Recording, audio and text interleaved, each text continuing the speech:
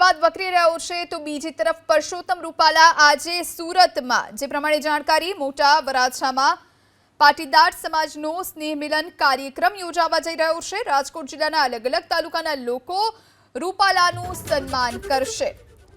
તો વિવાદ વચ્ચે પરસોત્તમ રૂપાલા આજે સુરતમાં છે। મોટા વરાછામાં આજે પાટીદાર સમાજનો સ્નેહ મિલન કાર્યક્રમ યોજાશે।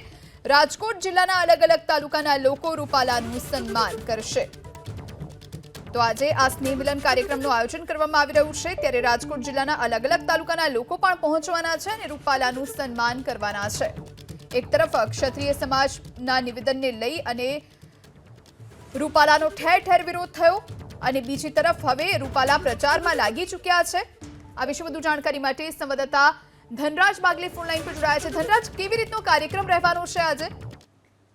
જી બિલકુલ, સુરતના ગોપીન ગામ ખાતે રૂપાલાના સમર્થનમાં કાર્યક્રમ યોજાવાનો છે ત્યારે તેને લઈને કાર્યક્રમ છે એ રીતે તૈયારી કરવામાં આવી રહી છે। ત્યારે કાર્યક્રમ સૌથી સારામાં સારો કાર્યક્રમ થાય એ પ્રમાણેનું આયોજન છે એ કરવામાં આવી રહ્યું છે। જોકે રાજકોટના અલગ અલગ તાલુકાઓના લોકો જે સુરત શહેરમાં તેઓ આ કાર્યક્રમમાં ઉપસ્થિત રહેશે અને ત્યારબાદ રૂપાલાનું સન્માન કરશે। જે પ્રમાણેનો વિવાદ સર્જાયો છે ત્યારે વિવાદ વચ્ચે પુરુષોત્તમ રૂપાલા સુરતમાં આવી રહ્યા છે અને મોટા વરાછા ગોપીન ગામ છે ત્યાં પાટીદાર સમાજનું સ્નેહ મિલન રાખવામાં આવી રહ્યું છે। એકંદરે કહી શકાય કે એક શક્તિ પ્રદર્શન હોઈ શકે છે રૂપાલાનું અને આ શક્તિ પ્રદર્શનની અંદર મોટી સંખ્યામાં પાટીદારોને ઉપસ્થિત રહેવા માટે સૂચન પણ કરાયું છે। જોકે કોંગ્રેસના લોકસભાના નિલેશ કુંભાણી છે તેઓ પણ સંકલ્પ યાત્રા યોજી રહ્યા છે। બાજુમાં જ આ કાર્યક્રમની અંદર પરેશ ધાનાણી અને ગોપાલ ઇટાલિયા સહિતના જે નેતાઓ છે એ ઉપસ્થિત રહેશે। એટલે કહી શકાય કે બે મોટી સભાઓ છે આજે સુરત શહેરમાં થઈ રહી છે ત્યારે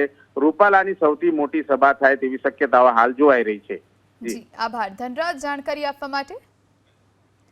તો મોટા વરાછામાં આજે પાટીદાર સમાજનો સ્નેહ મિલન કાર્યક્રમમાં રૂપાલા હાજરી આપવાના છે।